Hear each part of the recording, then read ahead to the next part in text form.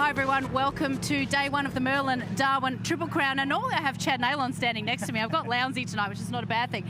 The reason why is because this is Chad Nalon and he's about to do a passenger ride on an Australian Superbike. He's not feeling super confident about this, Lounge. And now you did one last year, is that correct? Well, we're actually basically swapping spots. I'm doing his role, he's doing my role. I actually went on the back of the bike last year, and it's really exciting. And it's sort of, when they leave pit lane, as you see now, just the acceleration, got that little bit more extra weight on the back. There's that wheelie, got the hand out. But as I said to Chad before he got on the bike, it's the braking zones that they're so different to what a supercar is. Their lines and everything else are very similar, but just the way, obviously, they brake and obviously use the 2 tyres instead of 4 tyres is very different. So you're used to braking markers in a supercar, and Chad was like, oh, I'm just not sure about the braking in these things. Did they brake later? Did they brake earlier? Is it the same? No, they brake earlier. The bikes brake earlier. It's just obviously you've got 2 wheels instead of 4 wheels, and their footprint on the ground is less than a supercar. So, but their cornering speed is really impressive. The way that they've got confidence in that front wheel, and not for it to tuck under and end up into the bitumen. I didn't try to shake him up too much, but I gave him enough. I think he was a bit nervous when he went out. It'll be interesting to see what he says when he gets back. Yeah, he sent me several of the little brown emojis on the text before, so you can understand what he's feeling. We're going to come back and check in with him when he comes back in. But 2 practice sessions today for the supercars, and Craig, it was Shane Van Gisbergen on top again. It was, and it was really interesting because in practice 1, he wasn't fast. Well, both cars weren't that really speedy. And I think what they were working on was more of a race car in the practice 1, waiting for the track to evolve, and I think also waiting for the track to come up to temperature, which is what they're going to face a little bit more similar tomorrow. But Shane put on a set of tyres. I went and asked the team after practice 1, you know, was there a problem? Were they working on anything? They said no problem. They were just happy to go through their program. And again, right at the end of practice 2, Shane put a set of tyres on and went fastest. Let's just quickly, while we're waiting for Chad to come back in, let's just quickly take a couple of steps in and get a close-up look. You got Brock over there. Of their awesome Indigenous livery, because I think for mine, this is one of the better looking Indigenous liveries. Well, it really stands out. It does, and I think their race suits matches obviously with the car as well. But I think the beauty about it is everyone up and down pit lane has actually tried hard to actually have part of the Indigenous weekend up here. And it wasn't only the supercars. You got the superbikes, you've got Porsche Carrera Cup cars. They've all come and got part of all this, and I think it's really nice that teams have been obviously under the pump, but they've done the time and spent the time to actually get the cars livered up. So little Brock Feeney's over here. Do you want to? Yes, I'm sure our producers will let us know when Chad's coming back in. So just a quick grab from Brock. Yeah, just how was the day? Yeah, I had quite a lot of fun out there actually. First laps of the day out here was a bit faster than the XL, so it was good.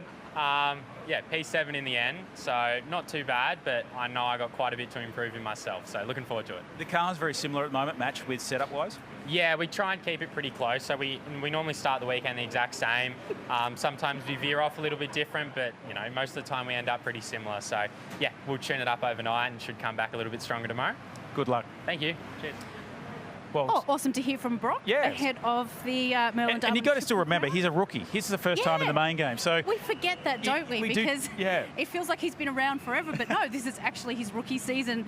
Speaking of rookies, here comes the rookie now. Here comes our rookie passenger, Chad Nalon on the back. Steve Martin, of course, is a former Superbike champion, so he's in very good hands.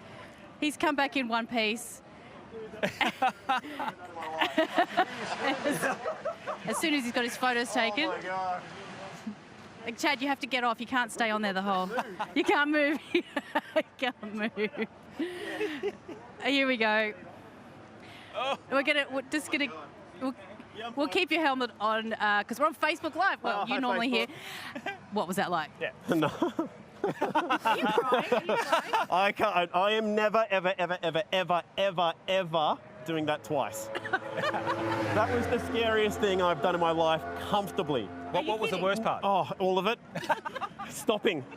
Stopping. I was airborne. I couldn't get my butt back on the seat. I spent half of it just lying on Steve's back, just like. You own a motorbike. You ride a motorbike. But it's nothing like that. It was so scary.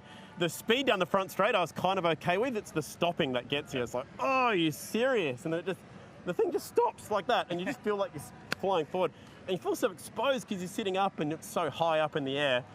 I don't know what we're doing down the front straight. I certainly wasn't looking over at the speedo.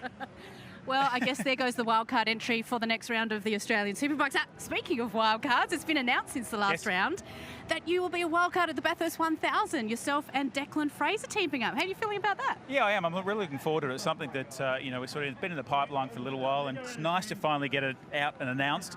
Declan and I have been working really close. This basically his first half of this season, and we are very similar in a lot of like stature, the height, the way he drives, and the way that I drive.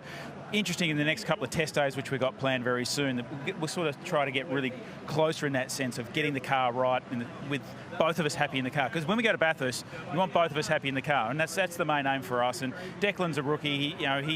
He's nervous. He actually posted a photo on his socials of he and I think we must have been about 4. I was actually driving a Ford at the time, so I think it was about early 2000s.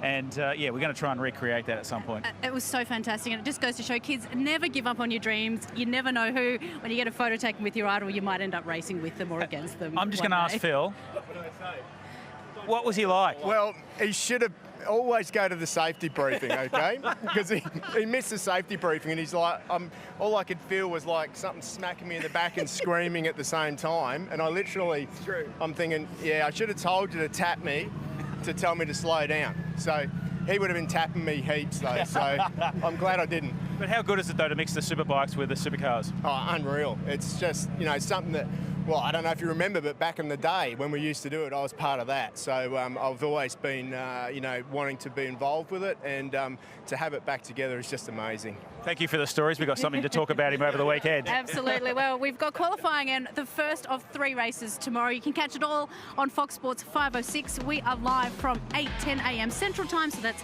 at half an hour on the East Coast, and I don't know about New Zealand or Perth. I got it wrong earlier, and I'm not even going to try and guess. But plenty of action coming up tomorrow here at the Merlin Darwin Triple Crown. We'll see you then.